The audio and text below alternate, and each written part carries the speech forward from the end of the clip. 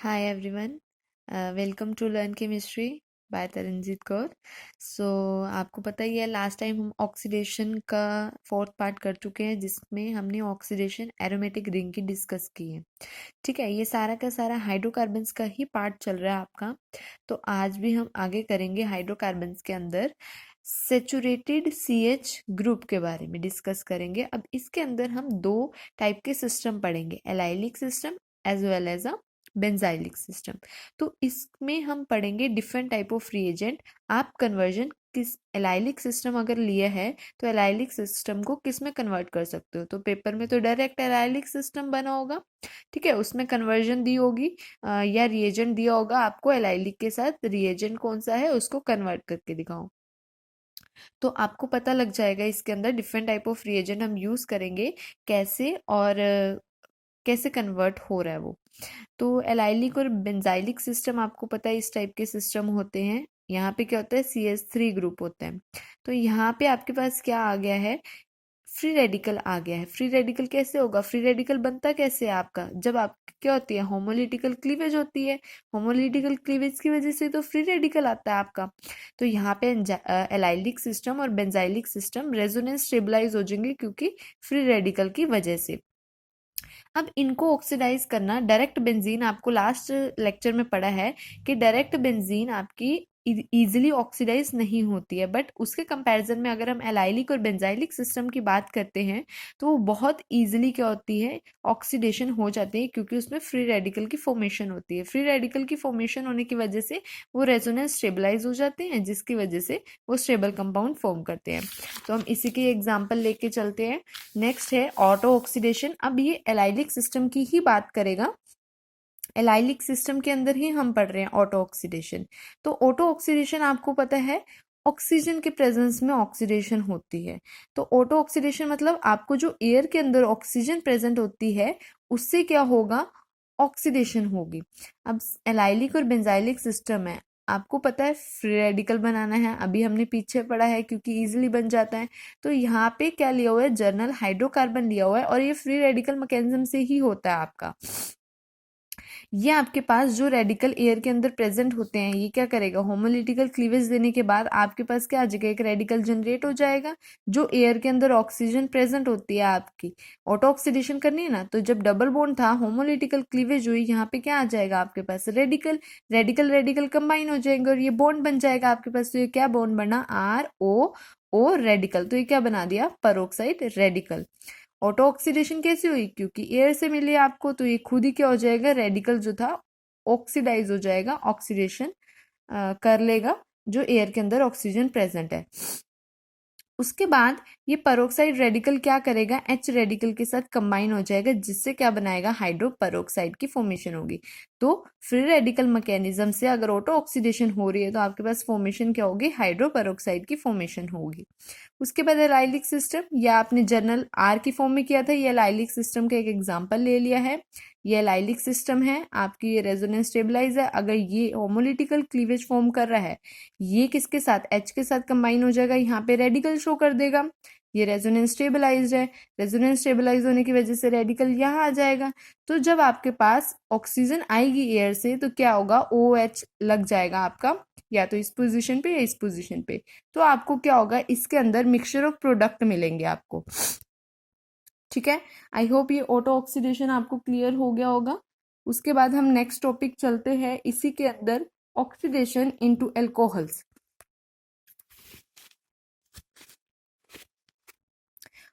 Oxidation into alcohols लिया, देखो benzylic और आपके पास एलाइलिक सिस्टम ही हुआ है। यहाँ पे देखो बेंजाइलिक सिस्टम था, CH2 रेडिकल होता है, बट यहाँ पे वही टॉलुइन ले लिया है। टॉलुइन को ऑक्सीडाइज कर रहे हैं पेरोक्साइड की प्रेजेंस में, और किसके साथ, SO2Cl2। जब ये आपके पास SO2Cl2 के साथ रिएक्ट होगा, ये क्या बन जाएगा, CH2Cl। अभी आपको मैकेनिज्म करने की जरूरत नहीं है, इसमें सिर्फ और सिर्फ कन्वर्जन है। जिसमें मैकेनिज्म की जरूरत पड़ेगी आपको मैं मैकेनिज्म भी बताऊंगी। तो इसमें क्या बन जाएगा, CH2Cl की फॉर्मेशन हो जाएगी। जब हाइड्रोलिसिस करोगे क्या बन जाएगा आपके पास, एल्कोहल। तो ध्यान रखना है, अगर बेंजाइलिक सिस्टम आता है और SO2Cl2 पेरोक्साइड आता है तो वो क्या फॉर्मेशन करता है, एल्कोहल की फॉर्मेशन करता है। अब चलते हैं नेक्स्ट वाले पे। Allylic system oxidise by the SiO2 selenium oxide. अब ये बहुत इम्पोर्टेंट मैकेनिज्म है, यह रिएक्शन बहुत इम्पोर्टेंट है क्योंकि ये काफ़ी एग्जाम्स के अंदर इस टाइप का क्वेश्चन पूछा जाता है, स्पेशली MSc के एग्जाम के अंदर।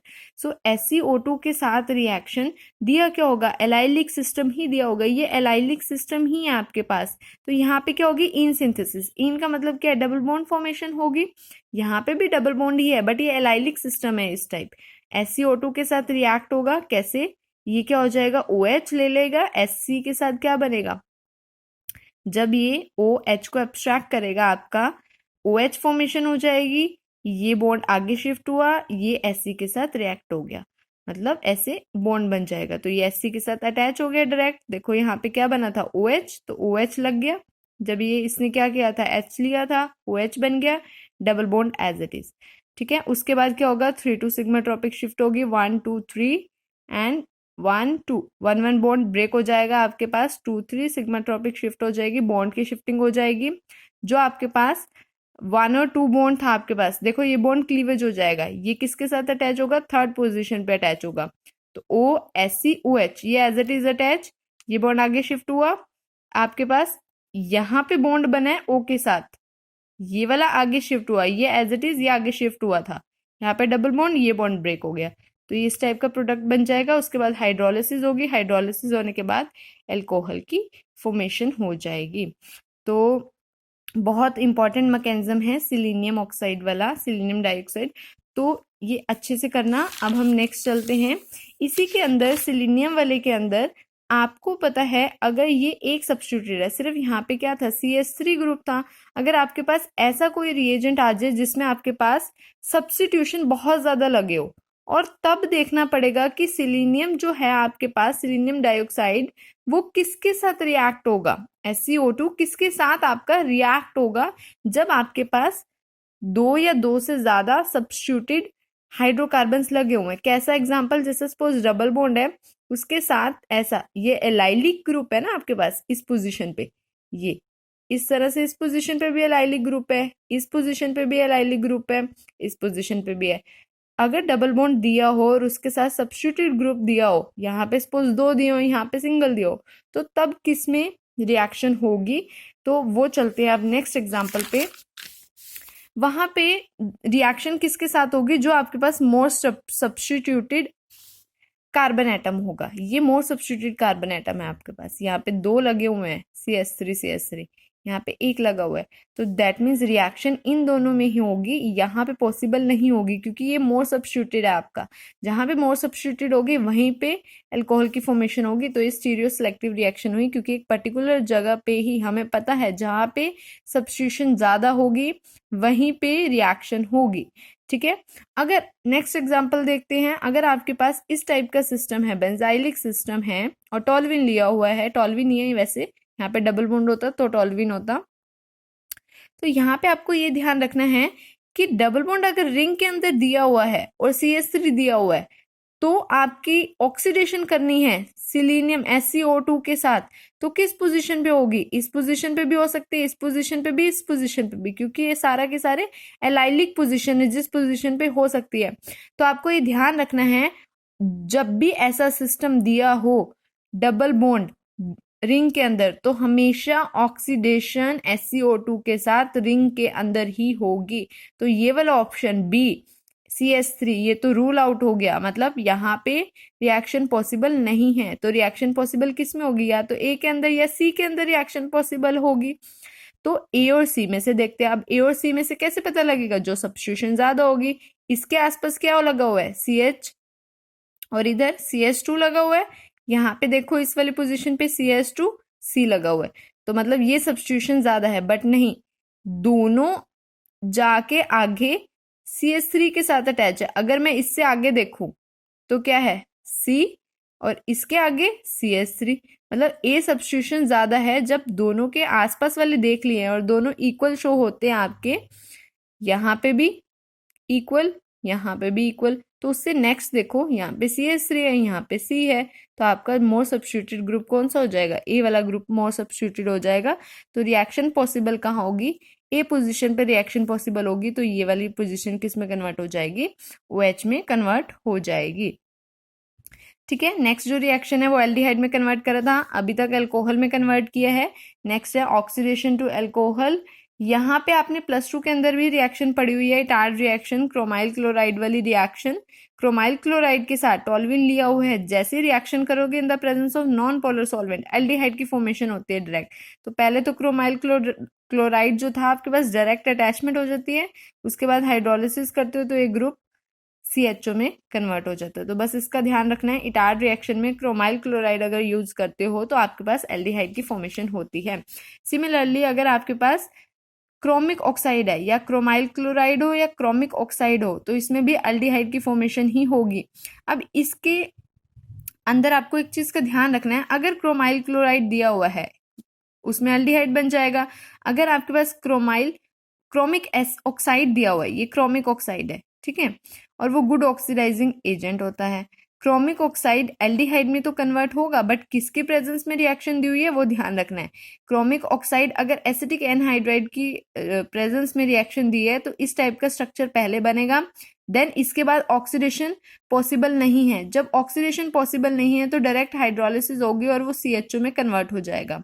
अगर आपको एसिटिक एनहाइड्राइड नहीं दिया हुआ है तो वो फर्दर बेंजल्डिहाइड बनाने के बाद दोबारा से ऑक्सीडाइज हो सकता है, और वो किस में कन्वर्ट हो सकता है, बेंजोइक एसिड में कन्वर्ट हो सकता है। तो ये किस में कन्वर्ट हो जाएगा, COOH ग्रुप के अंदर। ठीक है, क्लियर हो गया। उसके बाद नेक्स्ट चलते हैं, बाय ट्रीटिंग विद पैरानाइट्रोसो डाइमिथाइल अमीन। ये आपका रिएजेंट ही लिया हुआ है, पैरानाइट्रोसो डाइमिथाइल अमीन। अब इसके अंदर भी हम क्या सिस्टम लेके चलेंगे, बेंजाइल सिस्टम ही लेके चलेंगे। यहाँ पे इस टाइप का सिस्टम होगा आपके पास, जैसे टॉल्विन ले लो, टॉल्विन सिस्टम है। अगर टॉल्विन की पोजीशन पे अगर मैं कोई ग्रुप लगा देती हूँ, ऑर्थो और पैरा पोजीशन पे है, तो बेंजाइल सिस्टम CS2 रेडिकल वाला सिस्टम ही होगा यहाँ पे भी। तो वो रिएक्शन किसके साथ कर रहा है, पैरानाइट्रोसो डाइमिथाइल अमीन के साथ। पैरानाइट्रोसो मतलब पैरा पोजीशन पे तो आपका नाइट्रो ग्रुप है, और डाइमिथाइल मतलब, और अमीन भी है, मतलब NH2 की बजाय वो क्या है, NCH3 ट्वाइस, डाइमिथाइल पैरानाइट्रोसो डाइमिथाइल अमीन। ठीक है, पता लग गया किस टाइप का स्ट्रक्चर होगा। सिंपल टॉल्विन के साथ रिएक्शन करेंगे। अगर आपके पास ऑर्थो और पैरा पोजीशन पे है नाइट्रो ग्रुप, आपको पता है नाइट्रो ग्रुप क्या होते हैं, इलेक्ट्रॉन विड्रॉइंग ग्रुप होते हैं। जब इलेक्ट्रॉन विड्रॉइंग ग्रुप है, क्या करेंगे, वो अपनी तरफ खींचेंगे, कोशिश करेंगे कि जो इलेक्ट्रॉन डेंसिटी है वो सारी की सारी उनकी तरफ आए। तो ये जो हाइड्रोजन है वो क्या बन जाएगी, एसिडिक बन जाएगी। अगर सपोज 2 नाइट्रो ग्रुप इस पोजीशन पे प्रेजेंट होते, पैरा पोजीशन पे ही प्रेजेंट होते, तो आपके पास जो ये हाइड्रोजन है ना, बहुत ज्यादा एसिडिक हो जाते, जिसकी वजह से रिएक्शन पॉसिबल नहीं हो पाती। तो इसका एग्जाम्पल देखते हैं। जैसे आपके पास ये ऑर्थो और पैरा पोजीशन पे बेंजाइल सिस्टम ले लिया, ठीक है, ऑर्थो और पैरा पोजीशन में नाइट्रो ग्रुप दिया हुआ है, यहाँ पे फ्री रेडिकल भी आ गया आपके पास, लोन पेयर H चला गया तो नेगेटिव चार्ज आ गया, न्यूक्लियोफाइल की तरह एक्ट करेगा। और ये क्या ग्रुप ले लिया, पैरानाइट्रोसो डाइमिथाइल अमीन्स वाला ग्रुप ले लिया है। ये क्या करेगा, N पे अटैक करेगा, OH बन जाएगा। उसके बाद सिमिलरली वाटर लूज हो जाएगा, जैसे ही वाटर लूज होगा आपके पास ये स्ट्रक्चर बन जाएगा। जब ये स्ट्रक्चर बनेगा, सॉल्वेंट के अंदर आपसे क्या ले लेगा, वो एडिशन रिएक्शन शो कर देगा। यहाँ पे वाटर के साथ एडिशन रिएक्शन शो कर देगा, यहाँ पे H और यहाँ पे OH। ठीक है, या सिंपली कह सकते हो कि उसने हाइड्राइड आयन ले लिया है। उसके बाद रीअरेंजमेंट होगी, ये अमीन्स अलग निकल जाएगा और यहाँ पे क्या बन गया, एल्डिहाइड की फॉर्मेशन होगी। तो ध्यान रखना है, इस टाइप के स्ट्रक्चर में एल्डिहाइड की फॉर्मेशन होगी। नेक्स्ट चलते हैं एसिड का। एसिड के अंदर कोई भी CH3 ग्रुप है आपके पास बेंजीन रिंग के ऊपर, और अगर रिएक्शन कर रहे हो ऑक्सीडाइजिंग एजेंट के साथ, KMnO4, K2Cr2O7 या नाइट्रिक एसिड के साथ, वो किस में कन्वर्ट हो जाएगा, COH ग्रुप के अंदर कन्वर्ट हो जाएगा। ठीक है, कोई भी है, जैसे CH3COH, यहाँ पे CH2 है, CH3 है, तो रिएक्शन इस वाले कार्बन एटम पे नहीं होगी, हमेशा बेंजाइल कार्बन एटम पे ही होगी। तो ये वाला ग्रुप एसिड में कन्वर्ट होगा और ये साइड प्रोडक्ट में एज इट इज निकल जाएगा। ये क्या बना देगा, बेंजोइक एसिड। तो आज के लिए हम इतना ही करेंगे, बट अभी तक क्या क्या किया है वो समराइज कर लेते हैं। सबसे पहले आपने क्या किया है, ऑक्सीडेशन की है एलाइलिक और बेंजाइलिक सिस्टम की, ये सारा उसी के अंदर चल रहा है। ऑटो ऑक्सीडेशन की है ऑक्सीजन की प्रेजेंस में, ठीक है, एलाइलिक सिस्टम की। उसके बाद ऑक्सीडेशन इनटू अल्कोहल्स किया है पेरोक्साइड की प्रेजेंस में, सिलीनियम ऑक्साइड के साथ रिएक्शन की है, वेरी इंपॉर्टेंट। उसके बाद हम क्या करेंगे, ऑक्सी